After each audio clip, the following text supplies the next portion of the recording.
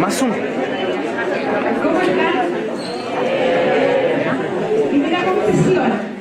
Soy la decana de comunicación y periodismo para quienes todavía no conocen. La confesión tiene que ver que este micrófono es un poco grande, pero así que perdón si de repente se me va el audio, ya, así que esa es la primera confesión. Estimados, en nombre de la Escuela de Comunicación y Periodismo de la Universidad Adolfo Ibáñez, les damos la bienvenida a todos a esta inauguración de año académico. En particular, lo que son el centro de nuestra escuela, a nuestros estudiantes de Viña y Santiago, a nuestros profesores, a todo nuestro equipo y, bueno, en particular también a nuestra invitada, Eugenia Micheltani, que ella, como vamos a ver después, una destacada investigadora en nuestro campo que nos visita desde Argentina. Desde las ciencias sociales hemos aprendido que los ritos son fundamentales para quienes vivimos en sociedad y en particular para las universidades, porque los ritos están cargados de significaciones y se pueden repetir una y otra vez, pero siempre son únicos para quienes los viven y los experimentan. Les quiero contar que esto del año académico, de inauguración del año académico, tiene que ver con eso, tiene que ver con ritos. Seguramente nos vamos a escasear con las palabras de Eugenia respecto, o no sé si escasear, pero al menos disfrutar. Pero la idea es que estemos acá todos juntos, de eso se trata. Por eso quiere ser la revolución un rito, ¿ya? No siempre nos juntamos como escuela y la idea es que a veces nos podemos juntar para alguna celebración, alguna fiesta, pero también nos juntemos para lo que es más propio de la universidad, para reflexionar. Por eso somos varios los que estamos, todo el cuerpo de profesores estamos contentos con tenerlos aquí. Nos reunimos en comunidad justamente en una de estas labores que son propias de nosotros, la reflexión. Es propio el quehacer académico reflexionar, pero en particular para nuestro campo, con todos los cambios que están ocurriendo, eso se hace urgente. ¿Por qué se hace urgente? Porque sabemos que están cambiando las formas de comunicarlo, ya lo han aprendido en algunos cursos por ahí, pero sobre todo porque esta sociedad está cambiando mucho. Esta sociedad, ustedes son unos ciudadanos mucho más empoderados tal vez de lo que éramos nosotros, pero además muchos, no sé si todos, son más desafectados con la élite, con los expertos, con los partidos políticos, y entonces nos abrimos a nuevas formas de controversia, incluso de diálogo, de conflicto, depende de dónde vengamos. Pero lo importante es que esta sociedad está cambiando y reflexionar con un pensamiento crítico, riguroso, se hace fundamental. Detrás de todos estos cambios estamos y creemos que las comunicaciones están en el centro. Si ustedes algunos se han dado cuenta, en la invitación que le hicimos hoy día y hace un rato, en todas nuestras comunicaciones estamos contando esto, de ser qué es lo importante que las comunicaciones estén en el centro. Esto no es solo un decir, un bonito eslogan, que puede ser bonito según la Paula Sosa Casa, que es una de nuestras profesionales que inventó, entre otras cosas. Pero también esto tiene que ver con lo que ustedes están viviendo, en su familia, con sus pares. Todas las comunicaciones, todas las interacciones sociales que ustedes están teniendo están cada vez más mediatizadas. Eso seguramente lo están leyendo de autores muy difíciles, pero también lo están viviendo en el día a día. Están viviendo las causas políticas, las causas sociales, las demandas por el tema de la mujer, como acá han estado varias detrás, tienen que ver con comunicaciones. Todos esos cambios nos han hecho y nos están llevando a nosotros como profesores y también como estudiantes, y esa invitación, a pensar cuál es la mejor formación para ustedes. La mejor formación, no solo para ejercer el periodismo de ayer, sino del mañana. En ese sentido, es justamente que las palabras y la investigación de Eugenia nos va a ayudar a iluminar a esa reflexión. La digitalización masifica las fuentes y las formas de producción periodística, pero también la forma en que se reciben las noticias, como también las definimos, cómo las producimos. Ella, como ha planteado en su último libro, del cual es coautora, nos da cuenta de las grandes brechas que hay entre los productores de información, es decir, los periodistas y las audiencias. Esto que creíamos que el mundo de Internet nos iba a ayudar a aplacarlo, a veces puede ser que lo amplíe. Eso vamos a escuchar cuenta de eso. Pero también ella a partir de su obra nos ha dado cuenta que las formas de consumir las noticias son distintas, son más incidentales, son más pareciera por casualidad de la idea que teníamos los que fuimos formados en tiempos antiguos. A veces la información se confunde con lo que es entretención, pero siempre está la gran dificultad en estos tiempos de captar audiencia con información de calidad. Todo esto supone que como escuela asumamos una visión dinámica, pero sobre todo más amplia que el ejercicio del periodismo, Por eso cuando les decimos que ustedes pueden ejercer en los medios de comunicación o en otro tipo de organizaciones, lo estamos diciendo muy en serio, ¿ya? Porque creemos, no se lo creemos, tenemos evidencia que las comunicaciones se están haciendo, son competencias necesarias en todo tipo de organizaciones.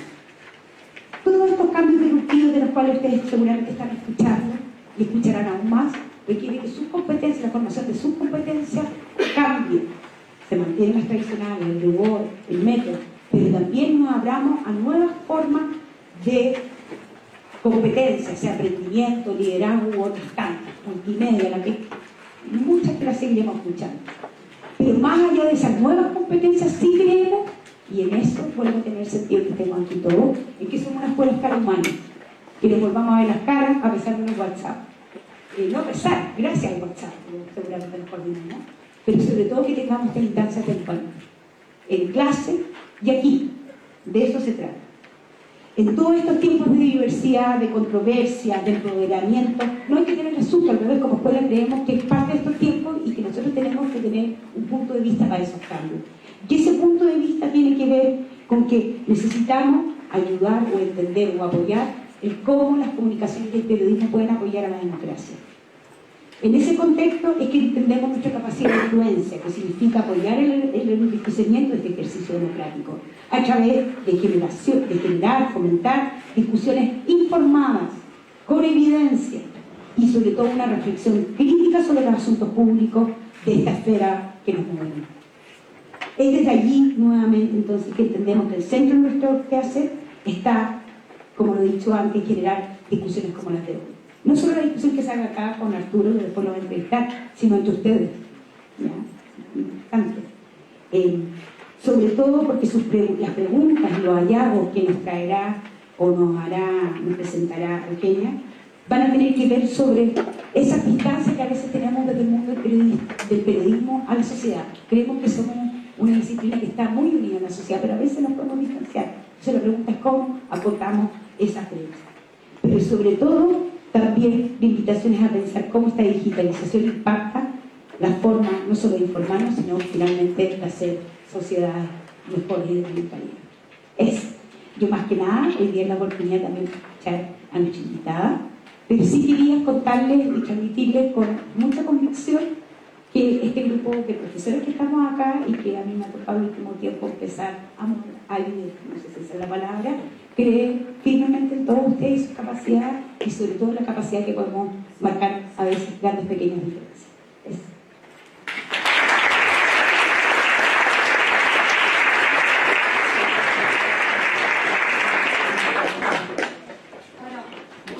Muchas gracias. ¿Funciona el micrófono? Muchas gracias a Magdalena, muchas gracias a Arturo, muchas gracias a Paula por la invitación.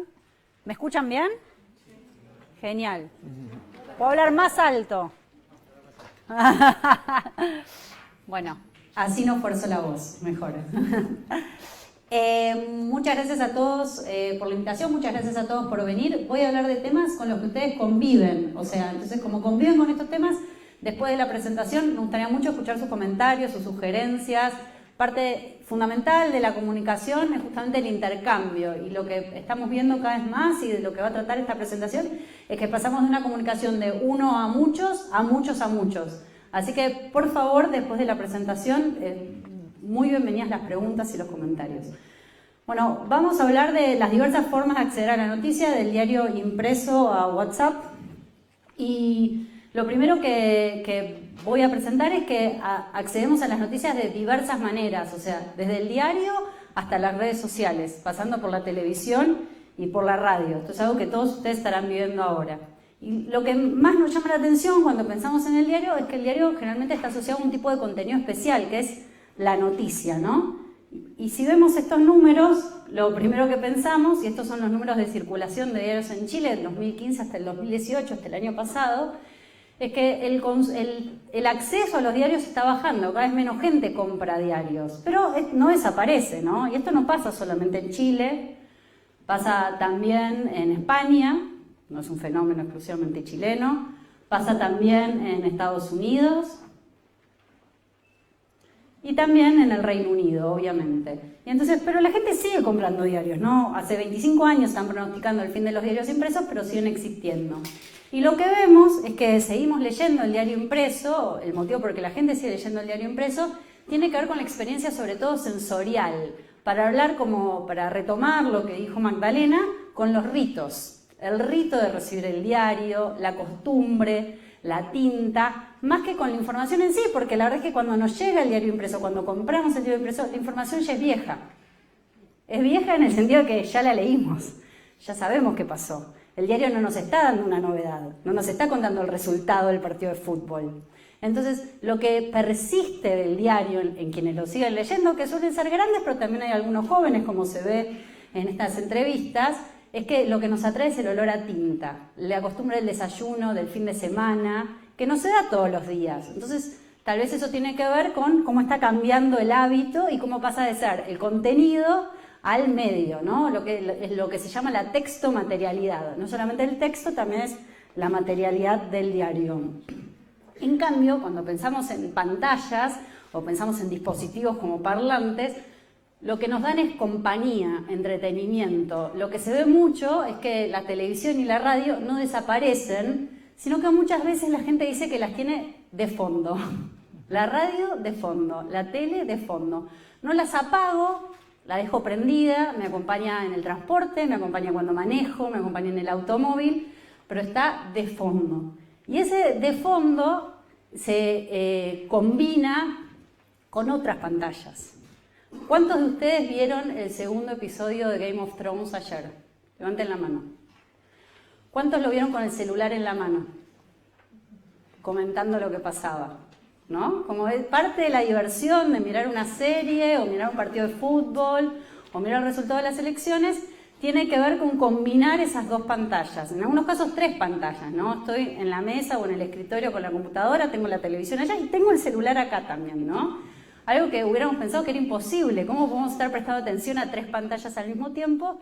Ya lo tenemos totalmente naturalizado. Sin embargo, la cantidad de horas que pasamos frente al televisor está cayendo. Está cayendo en Chile, está cayendo también en Estados Unidos. El pico fue 2008-2009. Cada vez menos horas frente al televisor mirando televisión. Eso no significa que no consumamos video en otros medios, que no consumamos video en el celular, que no consumamos video en la tablet, en la computadora.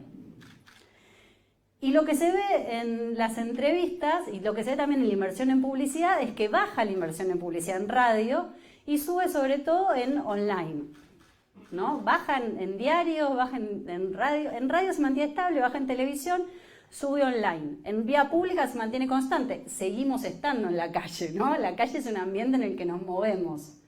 Pero nos movemos también en ese otro ambiente, en ese otro espacio, que es el online. Y eso nos quita atención a la televisión y a los diarios. Entonces, esto es de entrevistas de Chile que hizo Arturo, que está acá, de diarios que tomó de la gente en Chile en 2014, y de Argentina que hicimos en el Centro de Estudios sobre Medios y Sociedad, que hicimos en 2016-2017. Dice, hoy en la mañana me levanté tipo 6 AM, prendo la televisión, mientras levanto a las niñas veo CNN sin volumen solo para ver la hora, la idea de la compañía. En Argentina yo me levanto y programo la televisión con un canal de noticias, mientras me voy a afeitar, bañar, voy escuchándola. Esta idea de la televisión me acompaña desde el principio del día, no tiene mi atención individida, no me siento a ver televisión, está ahí, me acompaña. Y lo mismo pasa con la radio, ¿no? La radio mucho de compañía y de camino. En el vehículo, mientras hago las cosas, en el auto. Entonces no me siento a escuchar la radio. Eso tal vez sea más una actividad que hacemos con un podcast. Elijo un podcast, lo escucho en un momento en particular. La radio está de fondo, me acompaña. Está completamente domesticada en ese sentido, diría Roger Silverstone, la radio. Y entonces... Pero estos tipos de consumo, el consumo, uno podría pensar hedónico, del placer, del diario, la tinta, de sentarme, el café, la medialuna, el ritual, la ceremonia, y el consumo doméstico, cotidiano, de la radio, la televisión, algo en lo que capaz ni pensamos, que nos hace compañía, convive con esta conexión constante. Estamos todo el tiempo conectados. Y todo el tiempo es todo el tiempo. ¿Cuántos de ustedes tienen sus celulares ahora en la mano o en la falda? Muchos. Sí, bien, me parece bien, no me enojo, me gusta, me gusta. Esta es la última encuesta que se hizo en Chile, la encuesta nacional de participación y consumos culturales, y se ve que el porcentaje de gente que mira televisión, que miró televisión en el último mes, es más alto que el porcentaje de gente conectado a internet, ¿no? Esto es en 2017, tal vez el número ahora sería algo distinto, pero la encuesta se hace cada 3 o 4 años. Pero si vemos en la misma encuesta separada por edades, vemos que entre los jóvenes de 15 a 29 años, donde están la mayoría de ustedes, el acceso a internet es del 93.2%, es casi universal. Más de 9 cada 10 usaron internet en 2017, en la última semana. Y fíjense lo que baja, ¿no? Fíjense que el gráfico de televisión es el espejo del gráfico de internet, ¿no? En cambio, 7 de cada 10 de los jóvenes de 15 a 29 años miraron televisión. Entonces, cuando decimos, bueno, 70 o 74% de los chilenos está conectado a internet, eso es verdad, pero también es verdad que entre el grupo de 15 a 29 años, los jóvenes, ustedes, los chilenos del presente y del futuro, ese dato es casi universal y lo mismo pasa en otros países. Este fenómeno chileno no es diferente de lo que pasa en Argentina, en Brasil, en Estados Unidos. Y lo más interesante en esto es que no hay casi brecha digital. Durante mucho tiempo había mucha preocupación por la brecha digital, la idea de que determinados sectores sociales no iban a lograr acceder a internet, a estos servicios. Y lo que se ve en este gráfico es que entre los jóvenes no hay brecha de acceso, no hay casi brecha de acceso. Porque ¿qué posibilita ese acceso a internet? El teléfono. No hace falta tener una computadora ya. Con el teléfono estamos todos conectados. ¿Y cuántos de ustedes viajan en transporte público para venir acá? ¿Y qué hace la gente en el transporte público? ¿Qué mira? El celular. Y eso se ve en el transporte público, digo, no en una zona de élite o en un barrio de élite. En Argentina pasa exactamente lo mismo. Gente de distintas clases sociales, gente vestida de distinta manera, todos mirando el celular y todos mirando lo mismo en el celular. ¿Qué están mirando en el celular? Redes sociales. No están mirando exactamente lo mismo porque mi timeline de Twitter es distinto del feed de Facebook, del muro de Facebook de otra persona, pero lo que nos hermana es que estamos mirando redes sociales. Entonces, en enero de 2018 ya el porcentaje de usuarios de internet era el 78%. Seguramente ahora sea más alto. Y el uso de redes sociales llega al 77% de los chilenos. De vuelta, este es el 77% de todos los chilenos. Es mucho más alto entre ustedes. ¿Quién de ustedes no usa ninguna red social? ¿Nadie? Nadie. ¿Quién de ustedes no usa Facebook? ¿Quién de ustedes no usa Instagram? Menos. Esto es súper generacional. ¿Quién de ustedes no usa Twitter? ¿Quién de ustedes no usa Snapchat? Muchos más. Se suponía que Snapchat era lo nuevo hace 3 años. Pero lo más llamativo de esto es que hace 10 años yo hubiera tenido que preguntar quién usa Facebook, quién usa Twitter, quién usa Instagram. Y ahora es más corto preguntar quién no usa. Y no sé si por vergüenza o qué, nadie no usa ninguna red social. Y esto no refleja el universo en el que vivimos, en el que las redes sociales son parte de nuestra vida. Estar fuera de las redes sociales es estar fuera de una conexión fundamental. Como nos decía un entrevistado en Argentina, yo intenté cerrar Facebook, pero no se puede luchar contra el sistema. Quedaba fuera de muchas cosas. Facebook era el sistema, literalmente. Si pensamos en redes sociales en particular, 14 millones de usuarios de Facebook activos en Chile, más mujeres que hombres, pero la diferencia no es muy significativa. Y si pensamos en Instagram, 6 millones de usuarios, y estos son predominantemente jóvenes, pero predominantemente estudiantes, cancheros, diríamos en Argentina, gente que está en la onda. más que los usuarios de Facebook, ¿no? Lo que pasó muchas veces con Facebook es conforme llegaron las tías, las abuelas, etcétera, los jóvenes se fueron a Instagram. Ya van a llegar las tías, los tíos, las abuelas a Facebook, a Instagram, y los jóvenes irán a otro lugar.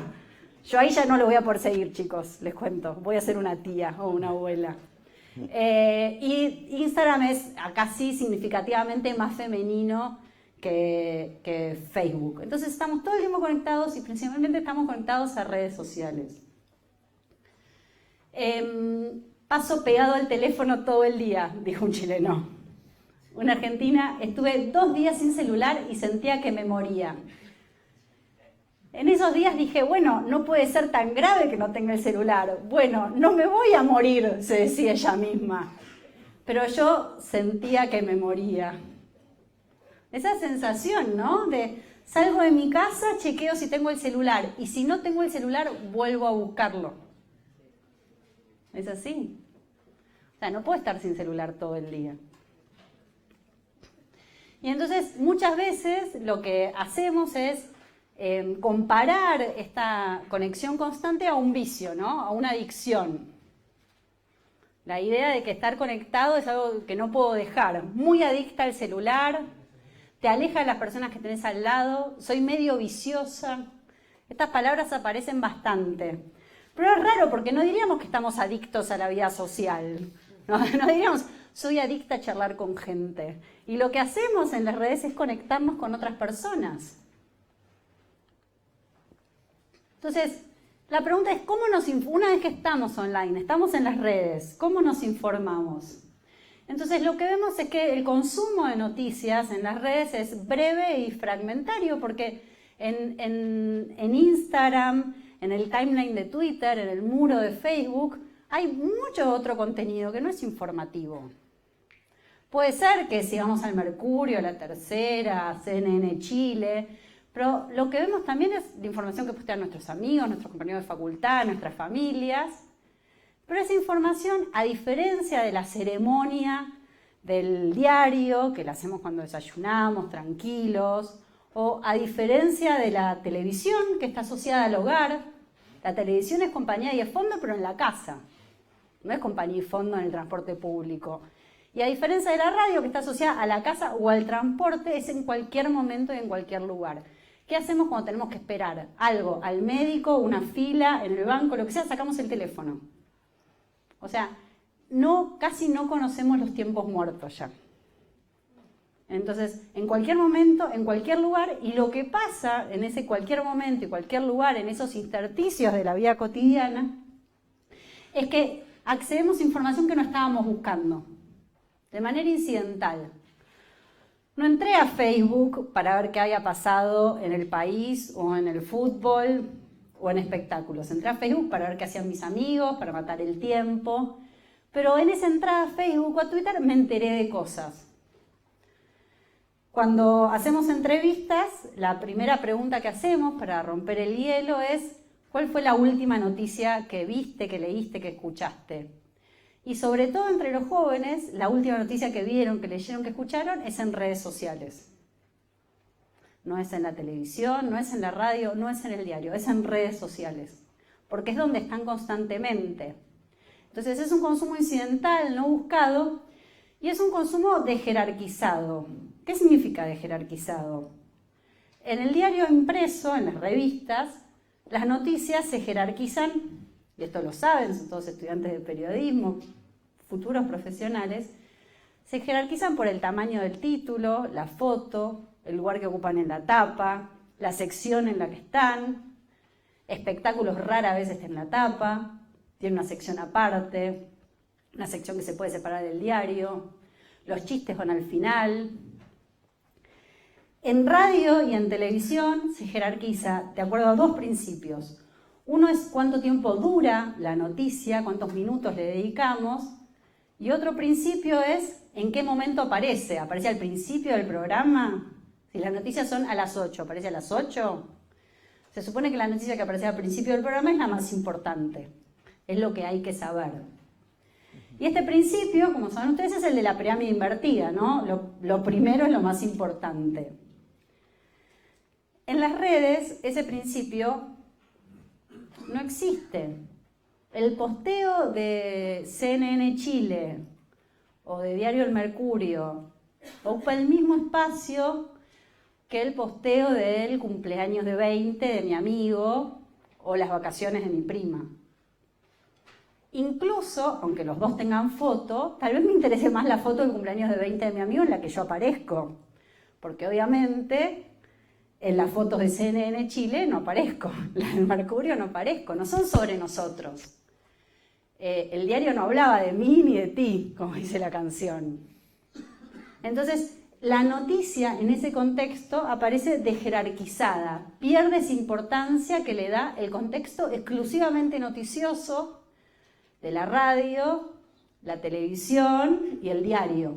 Aparece en las redes, es parte del contenido que vemos en las redes. Entonces, dice, mientras iba en la micro me puse a leer una noticia en Facebook. Un chileno. Un argentino. Me informo por redes sociales, capaz que en Instagram o Facebook me llega la notificación y entro por ahí. Una argentina. Esta mañana, antes de entrar a cursar, estaba ingresando a la cafetería y leyendo con el celular en Twitter. Entonces, las redes sociales, consultadas sobre todo en dispositivos móviles, son la manera más común en que los jóvenes acceden a la información de actualidad. Entonces, encontramos estas noticias de forma no intencional, como parte del chequeo habitual de redes. No vamos a buscar noticias, tal vez no las crucemos, tal vez nos interesen, tal vez busquemos más información sobre eso, pero no es el objetivo principal. Entonces, a esta lógica que hablábamos recién y que todos conocemos, que es la lógica editorial, hay una frase en castellano que es "los muertos van a la cabeza", hay una frase muy parecida en inglés que es "if it bleeds, it leads", si sangra va primero. Estoy casi segura que en todos los idiomas hay una frase para explicar que la muerte va primero, las noticias. Esa lógica editorial se cruza con estas otras dos lógicas. Hay una lógica editorial en las redes, pero también hay una lógica algorítmica. Mi muro de Facebook no es igual que el muro de Facebook de otra persona, y como estuvimos viendo estos últimos tiempos en los que Facebook fue el centro de investigaciones y discusiones públicas, correctamente, ¿cómo no va a ser el centro de discusiones públicas algo a lo que le dedicamos tanto tiempo? Hay una lógica algorítmica por lo que Facebook decide qué mostrarnos. Facebook no, el algoritmo de Facebook decide qué mostrarnos. ¿Y en base a qué decide qué mostrarnos? Decide qué mostrarnos en base a lo que le pusimos like, a lo que nos gustó, a lo que comentamos, a lo que compartimos con otro. Entonces, si yo lo único a lo que le pongo like y lo único que comparto en Facebook son videos de gatitos, Facebook no me va a mostrar información política. Pero no porque Facebook no quiere que yo me politice. Facebook no me va a mostrar información política porque va a decir, a esta persona la motivan los gatitos. Le voy a mostrar más gatitos, así pasa más tiempo en Facebook, así ven más anuncios, así hago más plata. Porque el objetivo de las redes es que pasemos más tiempo en las redes. Para hacer más plata, no un objetivo maquiavélico, un objetivo comercial, algo que pasa también en televisión. Los programas de televisión quieren que miremos todo el programa para venderle nuestra atención a los anunciantes. El producto es nuestra atención, por eso la televisión abierta es gratis.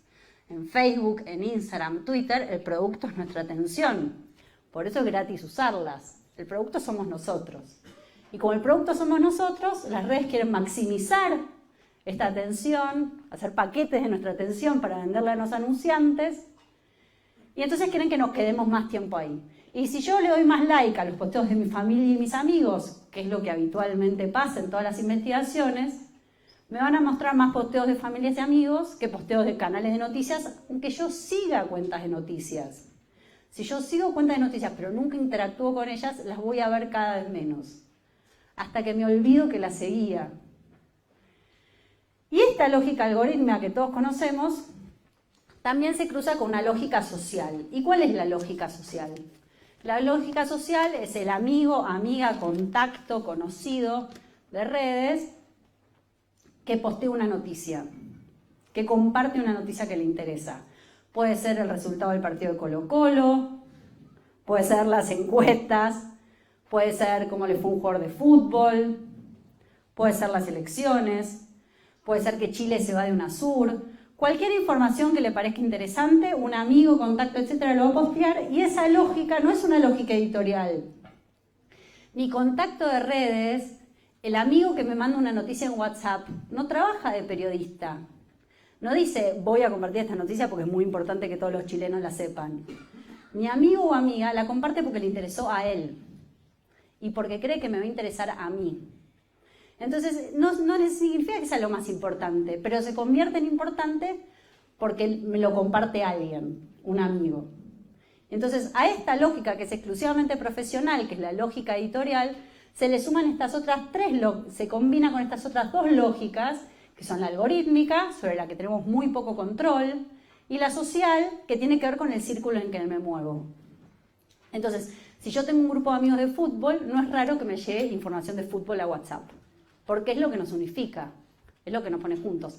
Al mismo tiempo, si a mi grupo de fútbol empiezan a llegar noticias políticas, tal vez alguien diga, este no es el lugar para compartir noticias de política. Algo que pasa bastante, a ustedes no, porque son muy jóvenes, es que hay grupos de padres de colegios en WhatsApp. Y hay varias reglas en esos grupos, y una es no compartir información política, para no pelear. Entonces, esa lógica social no es igual a la lógica editorial. Entonces, lo que vemos es lo que llamamos, en un artículo que escribimos con Pablo Bukowski, noticias fusión. ¿Qué son noticias fusión? Como la cocina fusión.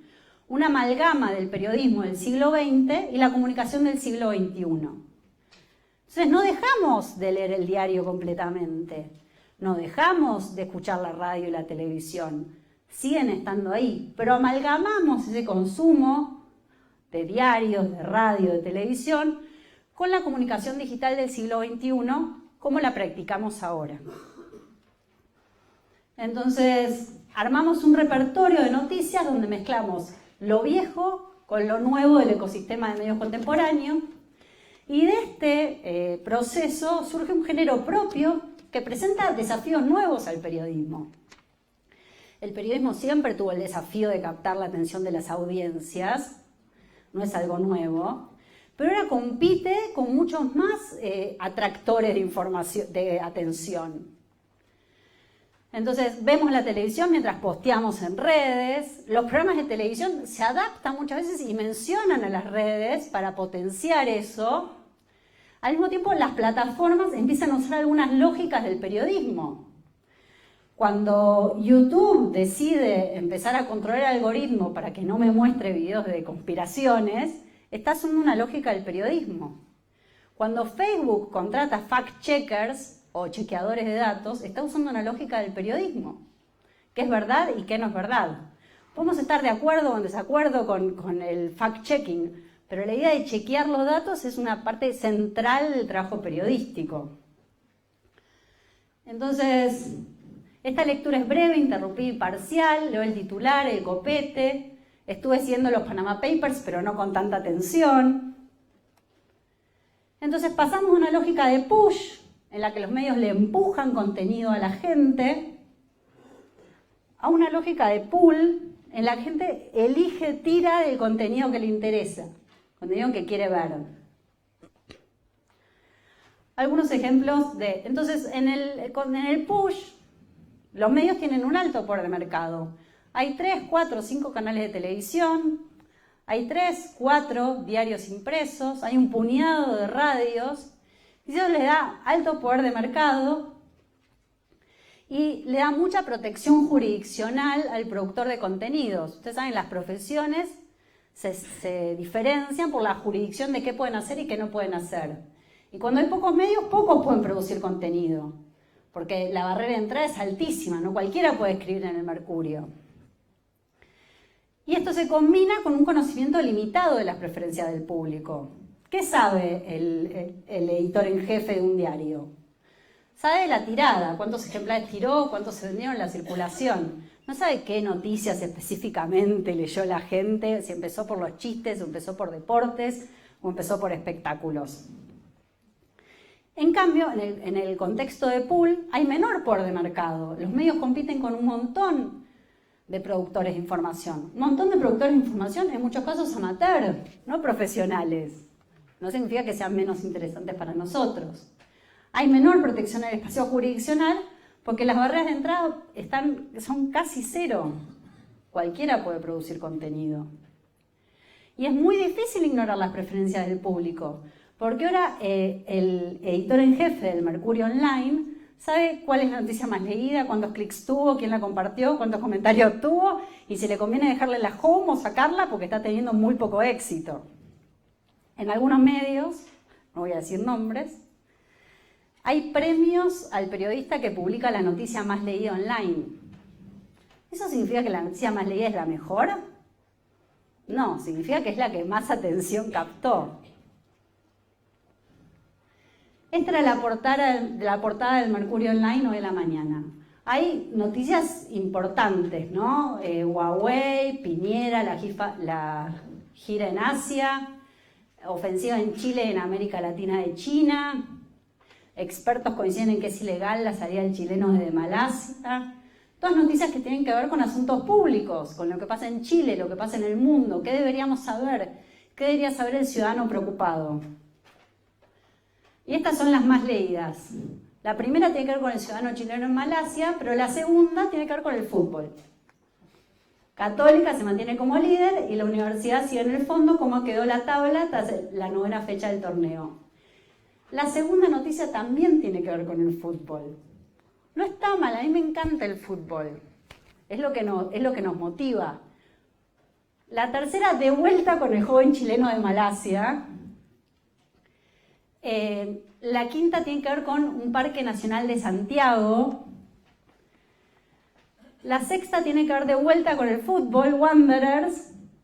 Y la séptima, es mejor que en la iglesia no haya sacerdotes homosexuales, las críticas tras la declaración de Rasuris ante la fiscalía. Eso era lo que nos convocaba, no China, no la facturación de Huawei, no la gira del presidente en Asia. ¿No es importante la gira del presidente en Asia? Desde ya que es importante la gira del presidente en Asia, pero no es lo que nos hace vibrar. Esto no pasa solamente en Chile. Esta es la portada del diario El País de España hoy. La primera noticia es política, sobre el Partido Popular y Ciudadanos. Y la segunda noticia es sobre el atentado en Sri Lanka, ¿no? Noticias de vuelta que cualquier español debería saber antes de salir de su casa o mientras viaja en el metro. La primera noticia es sobre Sri Lanka, hubo casi 300 muertos, pero la siguiente es vivir con ansiedad. Eso nos habla de nuestra vida. Muchos españoles deben sentir que viven con ansiedad. De vuelta, la tercera es sobre los atentados en Sri Lanka, pero especialmente sobre el dueño de ASOS, que es un supermercado, y sus 3 hijos. La cuarta es Tatu, como uno de los timos más grandes del pop consiguió ayudar a miles de adolescentes. Este grupo de 2 chicas rusas, adolescentes. La educación concertada es una trampa. Vox declara la guerra a la libertad de prensa. Silvia Abril, el peor delito al día de hoy continúa siendo estar gorda. Esto es importante para los lectores y las lectoras, obviamente, pero no, fíjense que acá no aparece PP, no aparece el Partido Popular, no aparece la política. Esto es el Washington Post, de vuelta casi todo sobre Sri Lanka, algo sobre el informe Mueller. La noticia más leída es sobre la secretaria de Educación, no le permiten entrar a unos periodistas del high school y terminaron haciendo un editorial. Después está el informe de Mueller sobre Trump. Y después hay 2 noticias sobre Game of Thrones. En las más leídas del Washington Post. No es USA Today. No es un diario que no lea gente que le interesa la política. Es el Washington Post. Y 2 de las 5 noticias más leídas son sobre Game of Thrones. A mí esto me gustó porque me sentí menos culpable. En Argentina desaceleran el ritmo de las causas ante la incertidumbre política. Los candidatos a la carrera presidencial, saben que tenemos elecciones este año, los precios cuidados y un jugador de fútbol que murió. La noticia más leída es el escrache del kirchnerismo, el pasajero que increpó a Cristina. Esto está levemente relacionado con política, pero no dice nada de las elecciones. Y la segunda es, ¿cuándo es el próximo feriado? O sea, tuvimos 4 días de fin de semana largo los argentinos y lo primero que nos preguntamos hoy a la mañana es, ¿cuándo es el próximo feriado? Ese es el tipo de noticia que queremos que nos contesten los medios, los periodistas. ¿Cuándo es el próximo feriado? Que murió el periodista. Hay 7 emociones que sentíamos los humanos y que ya no existen. No leí la noticia, la verdad no entré, pero esto es lo que nos convocaba a mis compatriotas hoy. Entonces, lo que vemos acá también es un proceso de desintermediación. ¿Y qué significa desintermediación?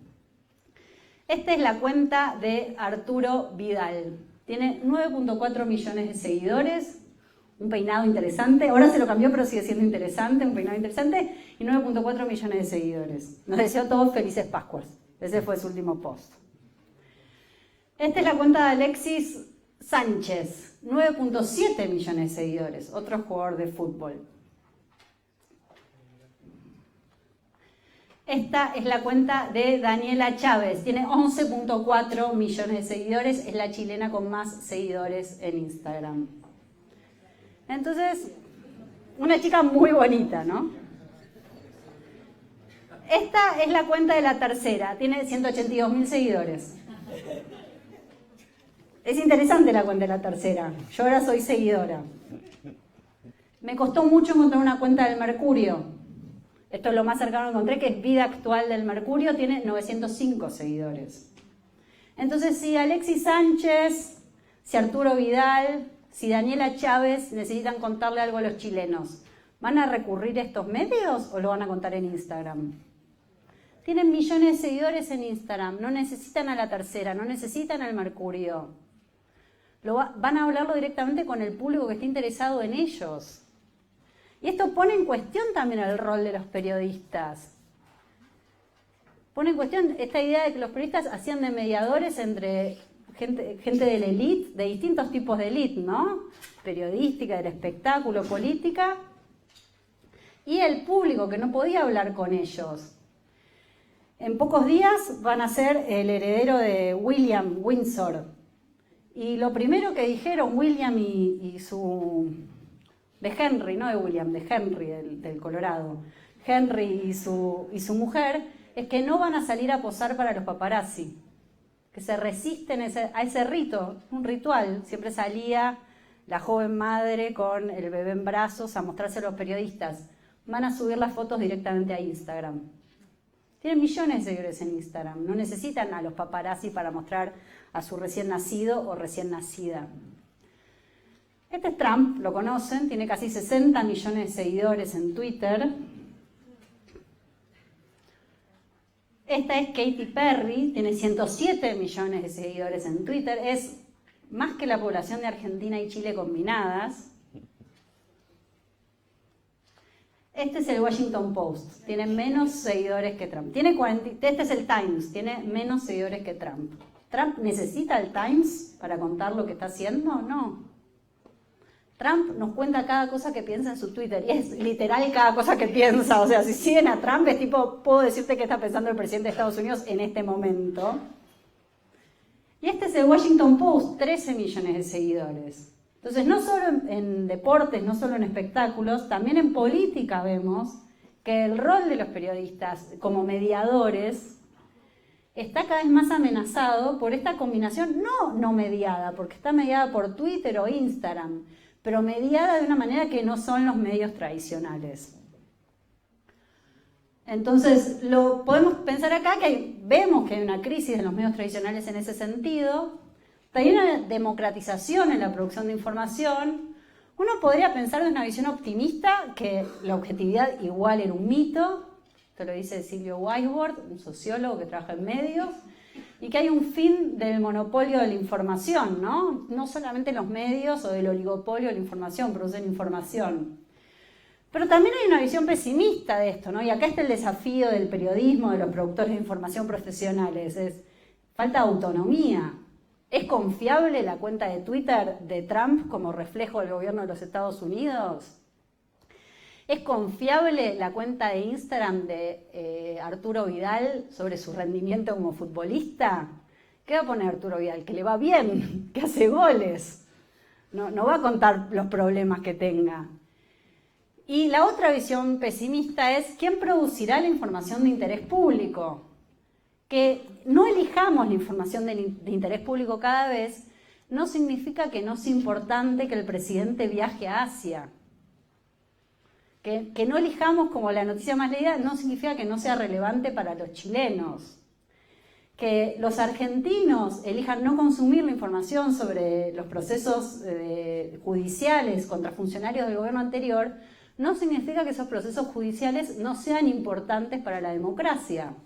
Preferimos ver cuándo es el próximo fin de semana largo, obvio, pero también necesitamos que alguien esté al tanto de qué pasa en la justicia, qué pasa en la política, qué pasa en las relaciones internacionales.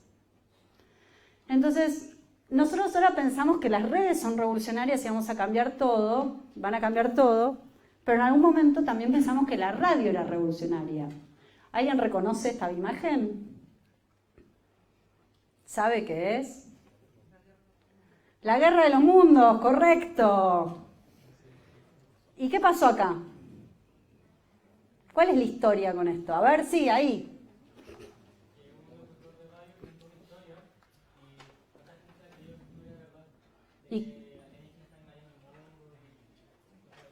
¿Y qué pasó?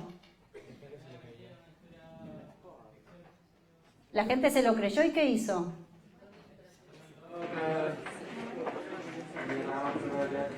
Sí. Muy bien, este es Orson Welles. Orson Welles es conocido por ser director de la película El Ciudadano, pero además tenía un radioteatro. Pero era un radioteatro. Orson Welles repitió, o sea, leyó, adaptó la novela La Guerra de los Mundos de H.G. Wells, que no es pariente, pero tiene un apellido parecido, para la radio. Pero era un radioteatro. Y nosotros tenemos la idea de que la gente se lo creyó, hubo pánico, suicidios, etc. En realidad, muy poca gente estaba escuchando este radioteatro. La mayor parte de la gente que estaba escuchando este radioteatro sabía que era un radioteatro. Yo no veo 100 días, o no veía 100 días para enamorarse pensando que era verdad. Yo veía 100 días para enamorarse sabiendo perfectamente que era una ficción. La gente que escuchaba el radioteatro sabía que esto era una ficción. Algunos lo prendieron en pesado y nunca escuchaban esta radio y lo que hicieron fue llamar a la policía y al periódico local para preguntar qué pasaba. Nadie se suicidó, nadie huyó. Tenemos esta idea, es una idea atractiva sobre los efectos de los medios, ¿no? Es una idea tentadora. Pero los principales responsables de difundir esta idea sobre los efectos de los medios fueron los diarios. Los efectos de la radio fueron los diarios. Está contado en este libro. ¿Y por qué los diarios difundían esta idea? Porque los diarios eran la competencia de la radio. Entonces a los diarios les convenía remarcar lo poco confiable que era la radio, lo peligrosa que era la radio, y los serios y responsables que eran ellos. Entonces, en un momento también pensamos que la televisión define elecciones. ¿Quiénes son estos dos personajes? Y Nixon. En su debate presidencial. ¿Qué pasó en ese debate presidencial? La leyenda dice que Kennedy era buen mozo, estaba bronceado, se sentía bien, y que Nixon estaba cansado, tenía una lesión en la rodilla, no se había afeitado bien, era objetivamente más feo que Kennedy, y que Kennedy le ganó el debate y la elección porque se veía más lindo en la tele. Esa es la leyenda. De hecho, se supone que hay una encuesta en la que los oyentes de radio dijeron que el ganador había sido Nixon. El problema con esa encuesta es que se hizo gente que solo tenía radio. En 1960 la televisión estaba extendida por casi todos los Estados Unidos y la gente que no tenía televisión era la gente que vivía en el campo y que era más probable que fuera protestante. Y Kennedy era católico. Entonces ese público que no tenía televisión era más desconfiado de los católicos en general. Ahora parece ridículo, pero fue todo un tema que Kennedy fuera católico en su momento. Tuvo que salir a explicar que no iba a obedecer al Vaticano, que iba a obedecer a los Estados Unidos. Era más probable que desconfiaran de un católico de Boston, además, de una familia rica de Boston. Entonces, la gente que lo escuchó por radio y que dijo que creyó que había ganado Nixon, era gente que igual tendía a preferir a Nixon. Y no se hizo un experimento comparando gente igual en radio y en televisión. Entonces, ahora, sobre todo a partir de Brexit y de la elección de Trump, está dando vueltas la idea de que las redes influyen en las elecciones. Estos son solo algunos títulos, así influyeron Cambridge Analytica y Facebook en la victoria de Trump. Siempre es más fácil culpar a las redes, ¿no? Es más fácil culpar a los medios, fue la tele, fue la radio, fue Facebook, que pensar qué pasó en Estados Unidos para que Trump ganara las elecciones. O así operó Cambridge Analytica cómo operó Cambridge Analytica en el Brexit, la otra elección manipulada con los datos de Facebook. Pero no hay evidencia de que la información sobre los usuarios, que es lo que tenía Cambridge Analytica, altere los resultados de las elecciones. El 1% de los usuarios consumió el 80% de la información falsa durante la campaña 2016 en Estados Unidos. O sea, hay información falsa, pero la consume un grupo muy reducido de la población. Este es un estudio de Science que salió hace muy poco. Y en otro estudio de 2017 encuentran que solo el 15% de los encuestados recordaba haber visto alguna información falsa y solo el 8% la había creído. Entonces, si muy poca gente la ve y si muy poca gente la cree, es muy difícil argumentar que eso es lo que modifica las elecciones. Algo todavía más interesante es que Cambridge Analytica trabajó para candidatos que no ganaron elecciones. Si tuvieran la fórmula de la felicidad y pueden hacer ganar elecciones, no habría otro argumento que contratarlos y esperar ganar. Pero es fácil de vuelta culpar a la radio, a la televisión, a las redes. Entonces, ¿cuáles son las oportunidades para el periodismo acá? Las decisiones sobre cómo aprovechar las oportunidades dependen no solo de las organizaciones de medios y tecnologías, sino también del público. Escuchar al público, prestarle atención al público. Más que plantear una revolución, como los ejemplos de la radio y la televisión muestran, sería interesante ver esto como una evolución de cambios que se vienen dando desde el siglo XX. De vuelta, no es una transformación total. Estamos fusionando las prácticas de consumo del siglo XX con las prácticas digitales del siglo XXI. Y lo que es más interesante, es lo que el periodismo nos permite hacer, es ir contra la burbuja. ¿No? Generalmente en las redes solemos seguir a gente que está de acuerdo con nosotros. O silenciamos a los que no están de acuerdo con nosotros porque no queremos pelear. Lo que nos permite el periodismo y el desafío del periodismo es exponernos a opiniones contrarias a las nuestras, que pueden ser incómodas para nosotros. Y lo más importante, muchas veces cuando se discuten estos temas, es plantear que la inteligencia artificial lo resuelva, que Facebook cambie el algoritmo, que Instagram cambie el algoritmo. Y lo que es importante recordar es que no hay una solución tecnológica para nuestros problemas sociales. Nuestros problemas sociales son problemas sociales. Si cada vez vivimos más segregados, si cada vez nos movemos en barrios más cerrados, si no charlamos con gente que piense distinto a nosotros, eso no es un problema tecnológico, es un problema social. Y la solución va a ser social. Y es interesante que el periodismo piense también en eso. Bueno, muchas gracias a todos por su atención y espero sus preguntas y comentarios. Como soy una señora grande, tengo correo electrónico y también tengo Twitter. Así que me pueden mandar preguntas a los dos lugares. Gracias.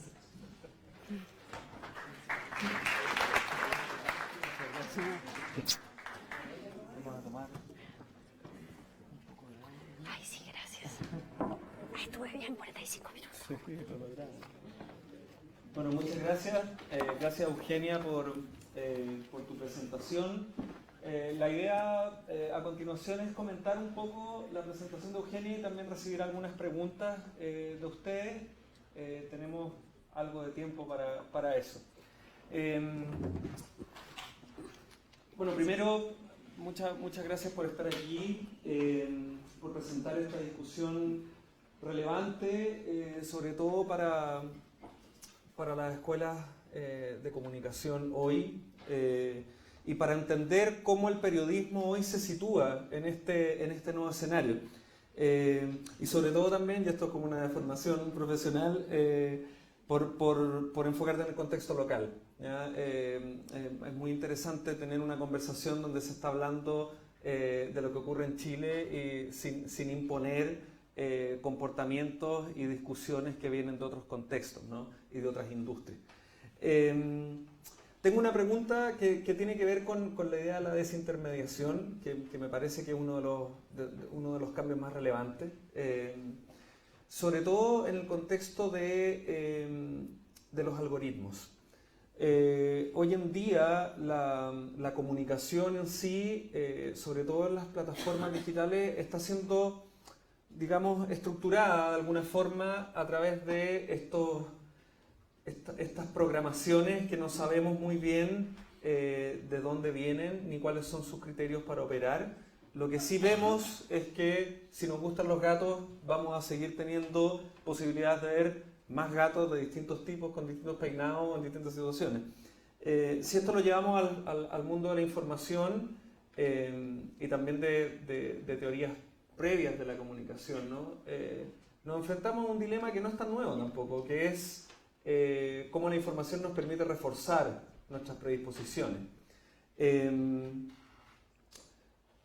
Me gustaría que conversemos un poco más de este papel que tienen los algoritmos, pensando en que en esta lógica de la desintermediación, quienes están creando información y quienes están construyendo comunicaciones tampoco conocen cómo operan. Si uno piensa en lo que está ocurriendo hoy día en la investigación académica, este tema está siendo central. O sea, de dónde vienen los algoritmos, cómo operan, cómo hacer mecanismos, cómo hacerlos más transparentes en términos de poder, por último, auditarlos, ¿no? Saber cómo funcionan, etc. Entonces, me gustaría que conversemos un poco de que me parece que es un elemento que aparece, pero que luego desaparece, porque nos centramos más en la audiencia, ¿no? Y en los creadores de información también. Sí, súper interesante la pregunta, y acá el algoritmo aparece como una fórmula secreta, ¿no? Los algoritmos de hecho son una fórmula que define cuánta atención, o sea, cuánto espacio van a ocupar en nuestras redes sociales distintos tipos de información basado en distintos temas, o sea, cuánto interactuamos con la persona o la organización que los postea, cuántas veces le ponemos like o no like a lo que postea, y el tema también, ¿no? Si tiene foto, no tiene foto, si tiene video, no tiene video, etcétera. Y las empresas de redes sociales son muy renuentes a compartir su algoritmo porque sienten que el algoritmo es lo que les da éxito. Entonces es interesante que hagas esta palabra auditar, ¿no? Porque ¿quién lo auditaría? ¿Y quién controlaría al controlador en todo caso? Entonces es interesante pensar que no hay una desintermediación sin reintermediación, que son justamente estos algoritmos. Y como el desafío justamente, o uno de los desafíos del periodismo es exponernos a algo que nos saque del sesgo de confirmación. El mejor periodismo es el que logra hacer eso. Ahora la pregunta es ¿cuánto del periodismo nos saca de ese sesgo de confirmación y cuánto del periodismo sigue siendo tan sectario y burbujil como las redes sociales?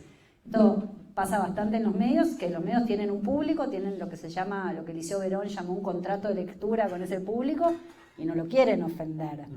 Entonces, ¿qué diferencia? O sea, cuando un diario, cuando el Mercurio pone algo en tapa, nosotros no le pedimos al secretario de redacción que explique por qué puso eso en tapa. Suponemos que es la decisión del equipo de redacción del Mercurio, de La Tercera, y que está bien así. Pero ahora cuando vemos que Facebook publica la información de determinada manera, queremos auditar los algoritmos, como que sentimos que eso sí tenemos derecho a saber por qué es. Entonces, como en ese sentido el periodismo sigue siendo de alguna manera privilegiado, ¿no? Vemos CNN Chile y decimos, bueno, eligieron esta noticia, serán las que le parecen importantes. Aparecen en el muro de Facebook o en el timeline de Twitter y decimos, bueno, no, pero ¿cómo las eligieron? Yo quiero saber, ¿por qué gatos y no la gira de Piñera? Entonces, esa tensión entre, yo no digo que no sea deseable que como consumidores tengamos más acceso a cómo aparece la información, y de hecho Facebook está intentando, creo que es una prueba beta todavía, que es Why am I seeing this? Que es ¿por qué estoy viendo esto? Y lo que encuentran en sus experimentos es que muy poca gente cliquea. Eso no me interesa tanto por qué lo estoy viendo. Pero eso tiene que ver también con el tipo de consumo que hacemos en las redes. Si lo hacemos de manera fragmentada, con poco tiempo, en los intersticios de nuestra vida cotidiana, no es algo a lo que le dediquemos tanta atención. Sí, en todo caso es interesante pensar que a partir del escándalo de Cambridge Analytica, sobre todo con Facebook, que tiene no solo Facebook, sino también Instagram y WhatsApp, o sea, hay motivos para estar desde un punto de vista ciudadano, atentos a qué hace Facebook. Se abrieron con Facebook muchas oportunidades de participación, de investigación de cientistas sociales. Tienen un consorcio que se llama Social Science One, que un poco sirve para que Facebook tenga una mejor imagen con la opinión pública, y otro poco sirve para darle a los cientistas sociales la oportunidad de entender qué pasa con determinados fenómenos. Esto es muy nuevo, empezó el año pasado, todavía no vi muchas cosas publicadas sobre esto, de hecho el paper de 2019 tiene que ver con eso, pero es interesante pensar que entonces ahí la auditoría no la haría ni el público en general, ni los periodistas, sino los cientistas sociales, y ahí yo, como cientista social que soy, me pregunto, ¿cuáles son mis sesgos? ¿Qué cosas me interesan a mí que no le interesan a nada al resto de la población y que tienen que ver con mi formación, etcétera? Entonces, en cualquier momento va a salir alguien diciendo que hay que controlar a los cientistas sociales, porque ¿quién sabe qué agenda tienen? Ese es un elemento en la conversación que me parece súper interesante, principalmente porque hay una tensión desde el punto de vista del poder que tenía y que sigue teniendo en alguna medida la disciplina del periodismo, ¿no? El campo del periodismo. Cuando uno planteaba esta discusión respecto de las líneas editoriales, de los encuadres, de la información, cómo se estaban cubriendo ciertos fenómenos, cómo se presentaban y qué consecuencias tenían en la opinión pública, al periodista le complica esa conversación porque atenta contra su posición, ¿no? Decir, bueno, yo soy el que tiene aquí el conocimiento para esa discriminación, para elegir qué va, etc. En el caso de las redes, como bien planteas, es interesante porque hay mayor energía, ¿no? En esa como fiscalización. Hay un cambio ahí de relaciones de poder, pese a que Instagram, WhatsApp y Facebook sean lo mismo. Pensemos, siguiendo en esa línea, hay dos preguntas que te quería hacer. La primera tiene que ver con, y que es algo que me parece que no sé de qué manera se ha estudiado, y esto es una pregunta más desde la ignorancia, pero el factor del tiempo, o cómo estamos percibiendo el tiempo hoy día en este contexto tan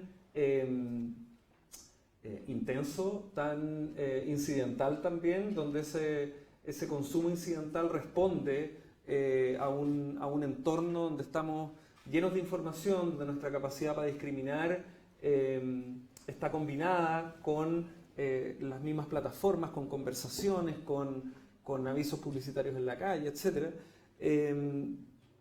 Y de qué forma hoy día estamos viviendo también una relación con el tiempo distinta cuando todo está ocurriendo, pese a que estamos enterándonos como de fragmentos y de pequeños como restos de información que recogemos de distintos lados, ¿no? Súper interesante la pregunta sobre el tiempo y cómo cambia nuestra percepción de la temporalidad. Como hasta hace poco tiempo había alguna corriente de estudios de medios que proponía que la cantidad de medios que podíamos consumir estaba limitada, tanto por nuestros recursos monetarios como por el tiempo que teníamos. O sea, la hora que le dedicas al noticiero no se la puedes dedicar a leer el diario casi. Y lo que estamos viendo ahora, a partir de, sobre todo, de la existencia de dispositivos móviles, de computadoras pequeñas que ponemos en nuestros bolsillos y tenemos en las manos, es que el tiempo se está como estirando, ¿no? O sea, sí, puedo mirar el noticiero mientras consumo las redes. Y también puedo escuchar la radio mientras mando mails. Y también puedo mirar una novela mientras posteo mis ocurrencias en las redes sociales. Ahí la pregunta que haríamos todos es, ¿pero cuánta atención le estás prestando a todas esas cosas? Y diríamos, menos atención, pero también todos conocemos el fenómeno de voy a desloguearme de las redes y voy a sacar el celular porque tengo que terminar este examen para dentro de 2 horas, ¿no? Eso también todos lo hacemos.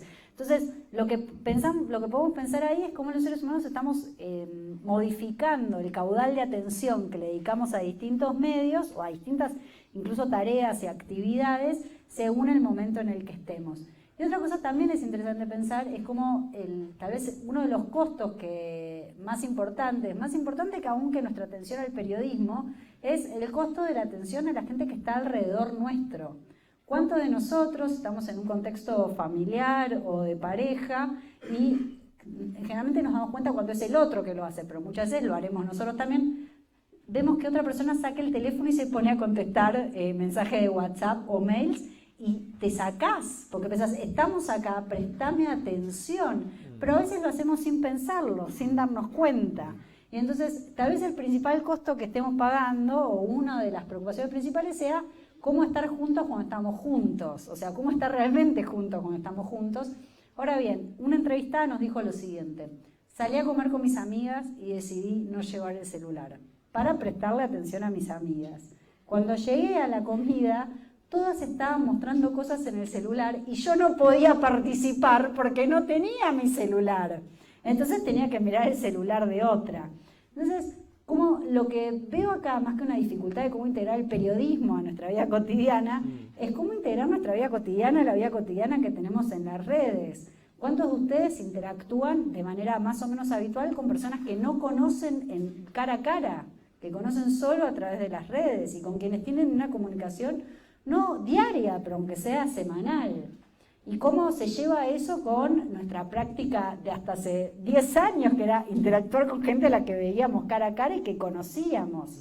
Lo que se ve bastante en Instagram, en Twitter, en Facebook es esta idea de conozco gente a través de sus perfiles en las redes. Como sabemos perfectamente, sus perfiles en las redes no son esa persona, son una parte de esa persona, no significa que estén mintiendo. El otro día un estudiante me contaba que a su novia la había conocido por Instagram. Entonces yo le decía, ¿pero la conocías de antes? No. ¿Pero cómo fue? Y él me decía, yo le puse like 3 veces, ella me puso like 3 veces, y que ya he sabido que a los 3 likes ya podés como mandarle un mensaje, ¿no? Y como eso, como que es un vocabulario que yo no manejo, obviamente, pero que entre los jóvenes de ese sector social de Buenos Aires y los alrededores, y entonces, ¿cómo coincide eso con la vida cotidiana? Y conozco gente cara a cara. Y esta ansiedad, o este miedo, o este temor que nos provoca, no es muy diferente del temor que provocaba en su momento el surgimiento, por ejemplo, del telégrafo. El telégrafo también estuvo acompañado de muchos temores. La idea de las estafas por internet no es nueva. Antes había problemas, miedo de estafas por telégrafo, porque ibas a interactuar con gente con la que no te veías cara a cara.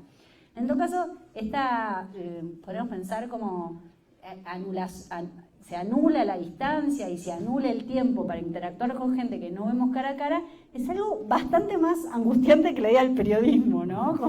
Es algo bastante, como tiene que ver con nuestra entidad como seres humanos. Y en el fondo eso es un poco lo que nos preocupa.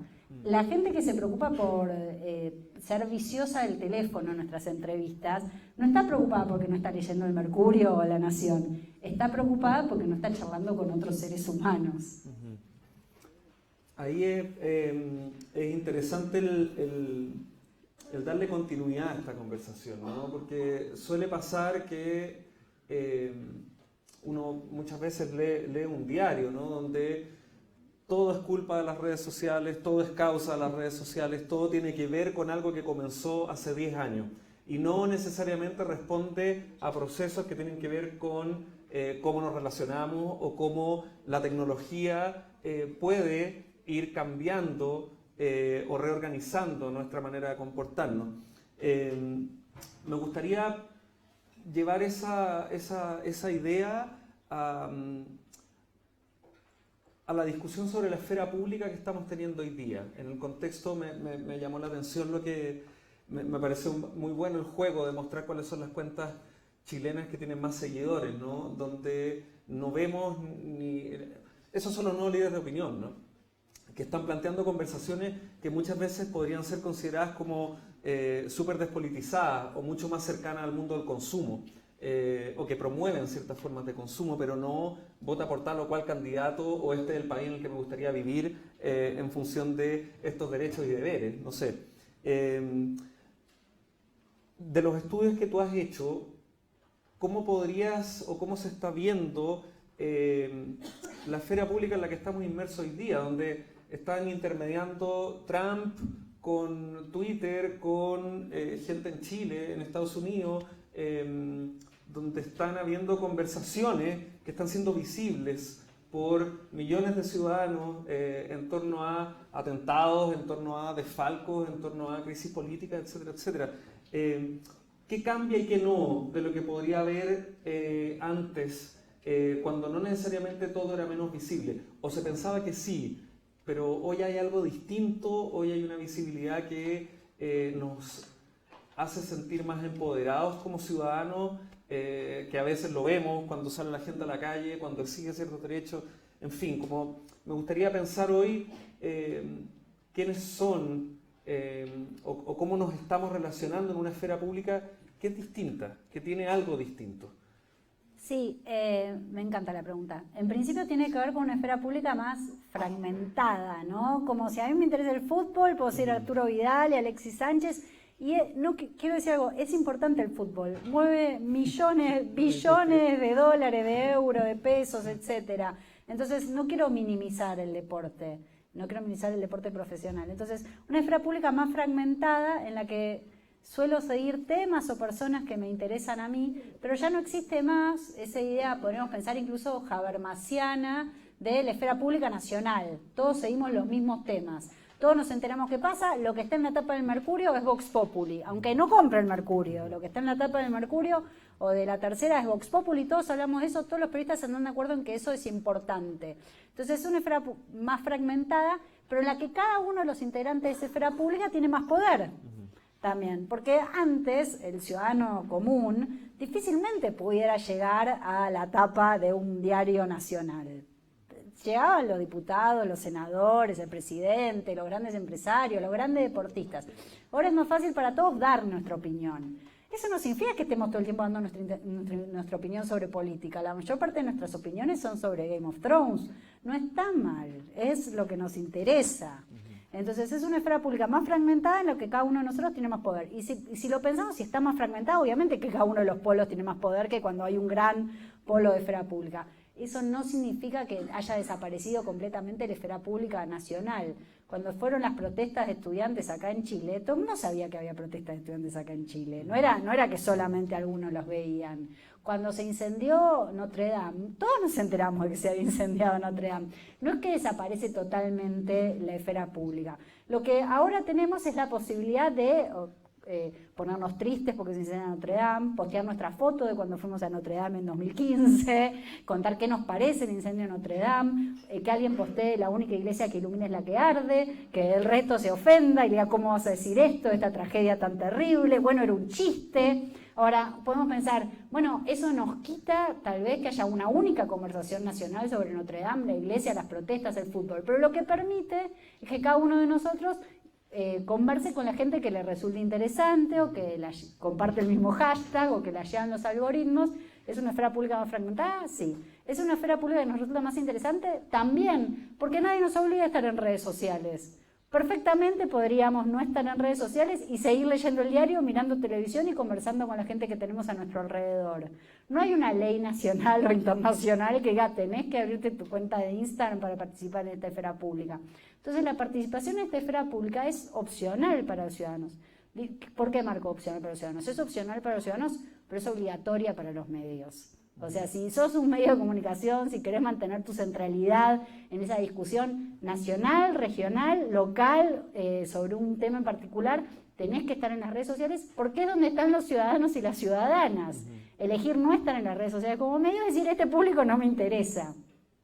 Y ese es un precio muy caro para pagar. En cambio, como ciudadanos es opcional y lo hacemos, y quiero decir algo de vuelta muy importante, porque nos gusta, porque nos da placer. Porque si no, lo cerramos. De hecho, Facebook está perdiendo usuarios. Gente que eligió, que dijo, bueno, esto tal vez no me interesa tanto, no voy a estar más acá, voy a ir a otra red social. Entonces, no es obligatoria esa participación y nos divierte estar ahí. Y nos divierte estar ahí porque, entre otros temas, las redes sociales nos preguntan qué estamos pensando, mientras los medios tradicionales difícilmente nos preguntaran qué estábamos pensando. La opinión de los usuarios era bastante poco publicada y consultada. Entonces, ahora alguien nos pregunta qué te parece, qué pensás, cómo te gusta, contame si fuiste a Notre Dame. Y te cuento, estuve en Notre Dame, esto es lo que pienso, me pone triste, mirá la Cruz de Oro, no se quemó, qué suerte, me pone contento. Entonces, esa posibilidad de participar con nombre y apellido, con foto, con nuestras cuentas, con nuestras opiniones, es algo que indudablemente nos entusiasma. Y por eso estamos ahí. Abramos la conversación a preguntas del público. No sé quién tiene. Ahí hay una.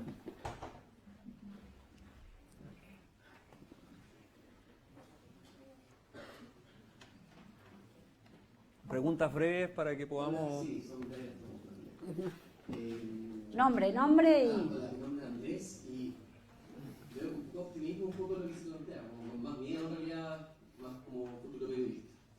Entonces, el día de ayer en Ucrania ganó un comediante la presidencia de la República, que hace unos años atrás, a través de un medio, tenía una serie que era profesor y que finalmente ganaba la presidencia. Completamente inesperado. Y eso creo que es una demostración empírica de cómo en el fondo los medios hoy en día están desconectados con los periodistas que antes. Los ejemplos estaban claros en la presentación.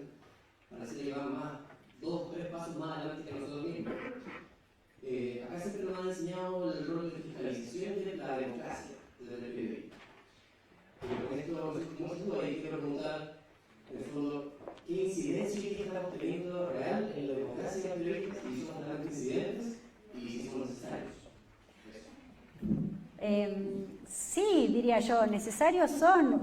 Justamente uno de los slides decía, es importante que alguien produzca información de interés público, es importante que alguien produzca información que haga de perro guardián, como se dice, watchdog de la democracia. Entonces, no, el problema no sería tanto, o para mí no es la irrelevancia. Justamente del escándalo de Cambridge Analytica nos enteramos por periodistas.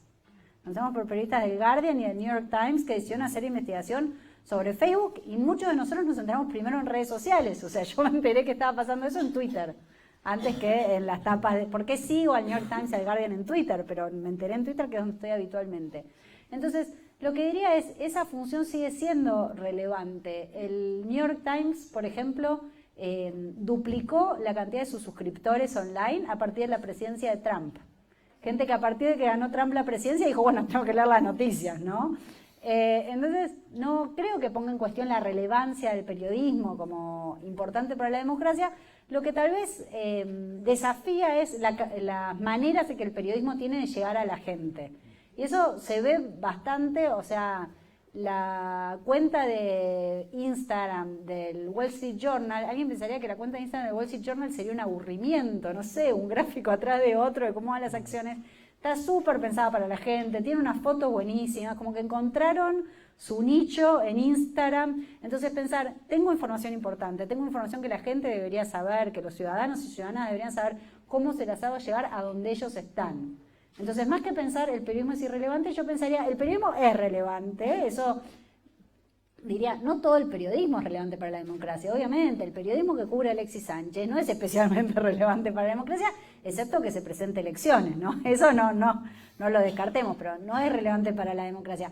Pero el periodismo que cubre la política, la economía, las empresas de telecomunicaciones, de red, las plataformas, Facebook, Instagram, etcétera, es relevante. ¿Cómo hago para llegar a donde está el público? Porque si no, lo mismo se podría haber pensado en la televisión, ¿no? Y de hecho, los diarios criticaban mucho la radio. Cuando surgió la radio, los dueños de diarios y los editores exigían que la radio no diera noticias.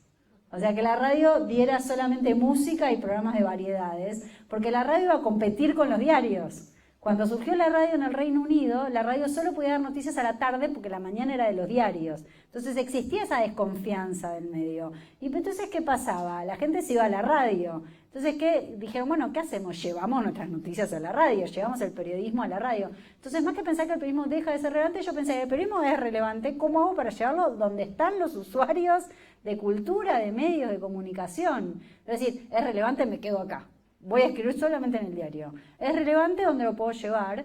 Y lo más interesante de los nativos digitales, y nativos digitales no en el sentido de personas, nativos digitales en el sentido de empresas nativas digitales, lo hacemos en Vice, en BuzzFeed, etcétera, es cómo llegan a la gente principalmente a través de las redes y se multiplican a través de las redes y producen información, podemos pensar, de interés público a través de los ingresos que obtienen con las 10 cosas que deberías saber antes de viajar a, no sé, Chiloé, o las 10 cosas que no podés no saber sobre Game of Thrones. Entonces, ¿eso es de interés público? No, bueno, pero con los ingresos de eso producen otro tipo de información, que es lo mismo que hace la televisión. O sea, la televisión muchas veces financia fondea sus programas de interés público con programas que son, no sé, un concurso de preguntas y respuestas, pasapalabra.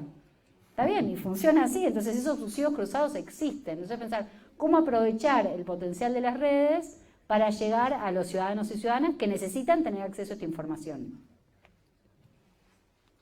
Mi nombre es María Jesús y quería preguntar qué pasa, o sea, qué tenemos que hacer nosotros como futuros periodistas para poder influir ahora en la opinión pública con esta como en este contexto tan fragmentado, que cada persona se informa de la gente que quiere.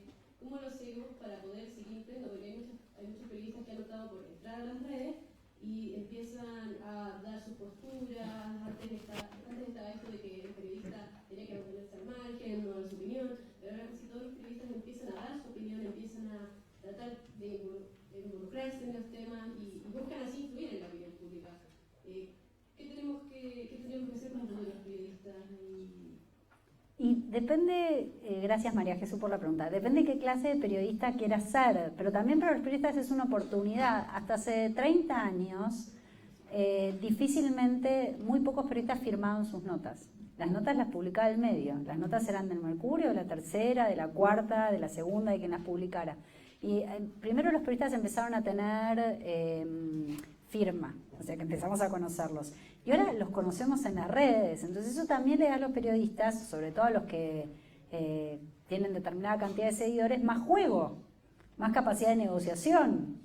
No solamente conocen a sus usuarios o a sus consumidores a través del medio, sino que los conocen a través de su presencia en redes. Entonces, ¿qué diría yo? ¿Qué tienen que hacer como periodistas?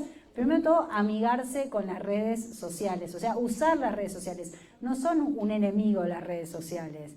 Y después, no tenés que dar tu opinión sobre cada cosa que sucede en el universo, ni muchas veces tenés que dar tu opinión sobre los temas que cubrís. Pero si tenés información buena, si la circulás a través de las redes sociales, si tenés una perspectiva que es distinta, eso te va a permitir después ser más interesante para que te contraten en un medio. O sea, ustedes son futuros periodistas ahora.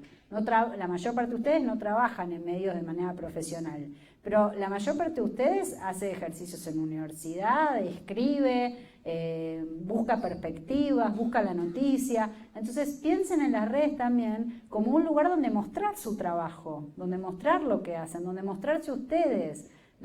El principal capital de un periodista también es su credibilidad.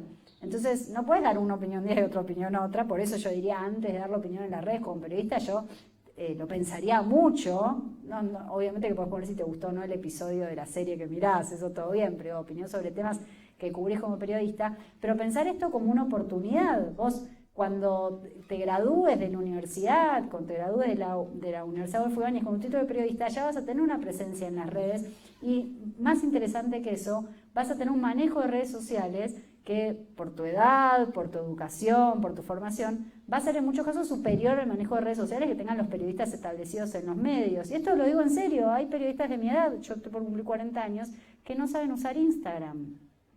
No porque sea especialmente difícil usar Instagram, sino porque no es la práctica a la que están habituados, no es lo que hacen habitualmente. Entonces, eso vos es un capital para vos. Entonces, estar donde está la gente, saber cuál es el lenguaje de las redes, cuál es el lenguaje con el cual hablarle a tus usuarios, que querés que sean jóvenes además.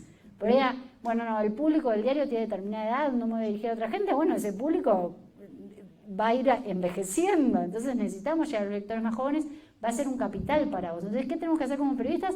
Tenés que estar en las redes, tenés que familiarizarte con el lenguaje y sobre todo tenés que llegar al momento en que te gradúes con una idea de qué querés hacer en las redes como periodista, que puede ser distinto. Yo tenía una alumna que investigó para su tesis de graduación, de grado, cómo las radios usan las redes sociales. Y se fijó que usaban las redes sociales muy poco y mal. O sea, su investigación descubrió eso, que estaban desaprovechando ese potencial que tienen las redes sociales. Su trabajo, ni bien se graduó, fue en una radio súper importante argentina, en Radio Mitre, manejando redes sociales. O sea, ella tenía una idea sobre eso que era distinta a la de todos los demás porque se había tomado el trabajo de investigarlo y había pensado una propuesta. Entonces, esto, sobre todo para los periodistas jóvenes, es una enorme oportunidad. Así que, más que tenerlo como un temor, piénsenlo como un desafío. Y un desafío al que ustedes tienen que pensar las respuestas. Última pregunta, sí. Bueno, quería preguntar más allá de lo que es la noticia. Nombre. Josefina. Más allá de lo que es la noticia informativa, siento que acá ahora podemos escuchar las opiniones de nuestras compañeras que comparten en Facebook, en Instagram, etcétera. ¿Cuál es el rol de la columna de opinión como tal, que antes estaba en los diarios y ahora se ha trasladado a lo que es Internet y las redes sociales? Bueno, es una pregunta interesante, sobre todo porque cada vez más, no los periodistas, que suelen no publicar información de manera gratis, pero figuras de la política, el espectáculo, publican sus opiniones en forma de columna en Facebook o en Instagram. Esto es lo que yo pienso, carta abierta al pueblo chileno, carta abierta al pueblo argentino, etcétera. Entonces, podemos pensar ¿cuál es el rol de la columna de opinión en los medios? Bueno, en principio, ni Instagram ni Twitter, para dar dos ejemplos, son muy amables para la columna de opinión de 5.000 caracteres. Digo, no, en Instagram nadie lee tanto y en Twitter tengo 280 caracteres. Entonces, lo que podría pensar es usar las redes como una manera de atraer la gente a esas opiniones. Igual que la tapa del diario tiene pocos titulares, grandes, etcétera. Entonces, ¿cuál es la idea? Lo veo en el kiosco, me interesa, lo compro y después lo leo todo en mi casa. Usar las redes como un gancho para llegar a esas opiniones que no todo el mundo las va a leer. O sea, esto es importante. El consumo de noticias de opinión no es el principal consumo de los lectores de diarios. Esto lo sabemos ahora porque podemos ver cuáles son las más leídas. Fíjense, en todas las más leídas que puse, ninguna era una columna de opinión. La única que era una columna con firma era la de la ansiedad, que no es una columna política, es una columna sobre algo que nos pasa como habitantes de grandes urbes, podría decir, en España, en Chile, en América Latina, en otros países también. Entonces, el rol de las redes para las columnas de opinión es atraer a las personas, a los usuarios, a los consumidores, a esas columnas de opinión que no tienen su hogar natural en las redes, porque no tienen espacio, porque no es lo que hacemos habitualmente. Ahora bien, entiendo que para los periodistas es súper prestigioso firmar columnas de opinión, es lo que uno hace cuando tiene una carrera sentada, un nombre reconocido, etc. Pero no es para nada el principal atractivo para los usuarios de los medios, que prefieren tener una noticia sobre el partido de fútbol de ayer, que no es una columna de opinión, es el relato del partido de fútbol, de lo que pasó, o de cuándo es el próximo fin de semana largo, que eso se puede ver en un calendario. Esta es información que está en el calendario. O sea, pero igual preferimos que nos las dé un medio. Para ver el partido de fútbol puedo googlear el resultado. Igual prefiero leerlo en el Mercurio. Entonces entiendo que es para los periodistas llegar a firmar columnas de opinión es algo prestigioso para los ya consagrados, pero no necesariamente es el principal interés del público. Porque el público ya tiene sus opiniones. Bueno, muchas gracias Eugenia por estar aquí, muchas gracias a ustedes también y que tengan un gran año académico, porque es la inauguración del año académico de esta instancia, así que estén muy bien. Gracias por la invitación y muchos éxitos, sé que los van a tener.